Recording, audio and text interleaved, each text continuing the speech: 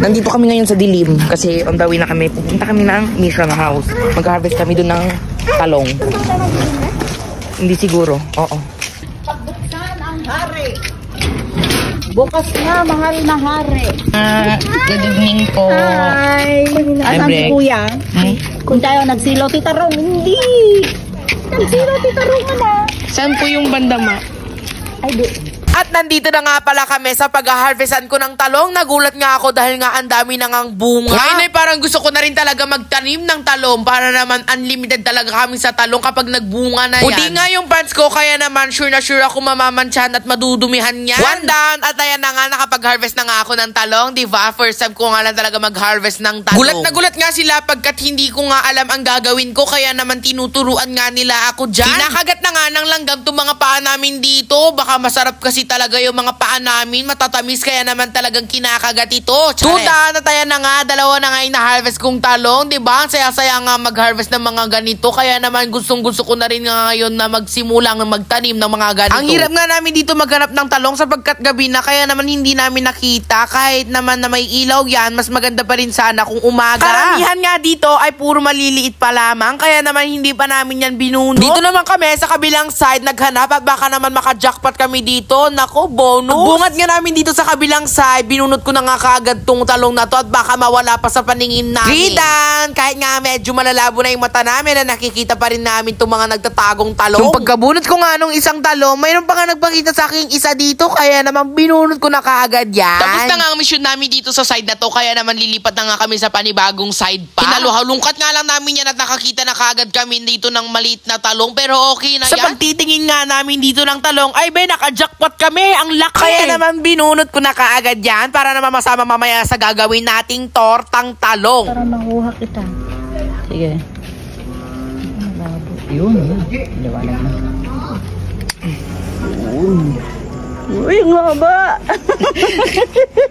Abay, ewan ko rin kung bakit kami tumatawa sa part na yan. Sino mo namang hindi sasaya? Eh ngayon, first time ko lang mag-harvest ng talong tapos naka-jackpot ka agad. O, diba? Thank you, Lord. Binulot ko na rin tong isang nagtatago pa dito kahit na maliit pa yan. Eh, kukunin ko na kaagad yan. 1, 2, 3, 4, 5, 6, 7. Naka-7 tayo ngayon na harvest ng talong or eggplant sa English. Naka-bonus din tayo ng isa kasi malaki yun tsaka mahaba. Jackpot. Nahanap ko lang yan dun sa dulo. 7 nga yung nakuha namin sapagkat yung iba ay maliliit pa lamang kaya hindi ko muna binuno. Okay na to at sakto na rin sa amin. Isasara ko lang to at baka mamaya ay lumabas yung mga talong. Wala na to na kung i-harvest sa susunod. Hugasan ko na nga to kaagad para naman maluto na din to at malalaman ko na rin kung ano bang lasa ng hinarvest ko. Syempre, lasang talong. Alangan naman ng talong ang hinarvest mo tapos maglalasang saging. And it's already done. Siyempre, iihaw muna natin yan bago natin ito torta. Malamang paano mo yan babalatan, be? Sobrang ang nag-thank you ako para kila Tita Junlin at kay Oma dahil napaka-supportive nga nila. Sila pa nga yung naghahawak ng camera ko tas nag-a-adjust para sa akin. Totoo ko sa'yo. Kahit alin. Huwag yung kamay mo, ah. Tawang-tawa nga sila sa akin sapagkat hindi ko nga alam kung paano mang butas ng talong. Paano ba naman kasi si Mother Earth nga talaga yung nagagawa ng torta kaya wala akong idea kung paano gumawa niya. Sobrang daming proseso nga itong ginawa namin sapagkat nag-harvest na nga kami tapos nagtortang talong pa kami. Pero nakaka-enjoy naman kasi syempre mag-harvest ka na, magtotorta ka pa. For the ready na nga kami dito para naman iihaw na itong mga talong na to. Pati nga sa pag-iihaw, hindi ko rin talaga alam kung paano. Pero lumaki naman ako sa probinsya. Tatlo pa nga lang yung nilagay ko kasi hindi pa yan kasya. Alangan naman na ay lahat mo yan o saan pa yung tutungtong yung iba. Habang iniintay ko ngayon na maihaw, naglalaro nga muna kami dito ni RJ para naman malibang din siya.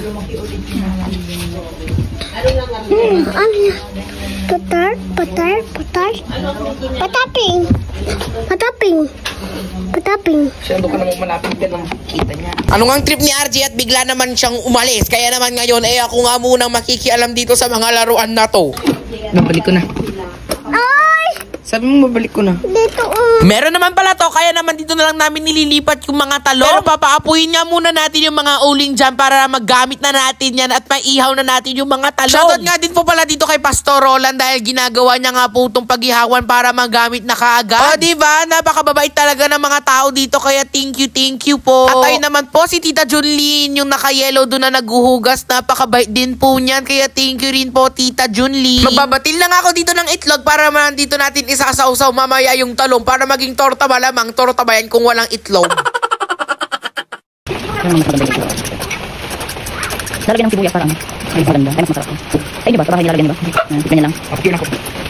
Di nyo kaya, may sibuyas yung itlog namin ngayon, di ba? Perfect! Sana nga pala, medyo dinamihan ko yung asin kasi parang medyo walang lasa eh. Pero may lasa naman siya, hindi lang yung ganon-ganon talagang kaalat. Ready na ang ating ihawan dito, kaya iihaw na natin malamang ang mga talong. Oh, di ba? Ang galing-galing ko talaga. Nag-harvest na, nagtortang talong pa. Saan ka pa? At ayan na nga ang mga talong natin, mga madam. Oh, di ba? Magpakasiyaya kayo dyan sa init na yan sapagkat wala pa yan sa init na natutumbasan ko ngayon. Totoo nga, napakainit na ng panahon kaya hindi ko na alam kung saan ako lulugar niyan. Pati electric pan, mapa-aircon pa yan, wala nang masabi. Binabaliktad ko na nga mga talong na to, ready na nga sila dahil natusta na sila. Pinalamig ko muna yung mga talong bago ko balatan kasi alangan na balatan mo yan na napakainit. Di pala masunog yung kamay mo dyan.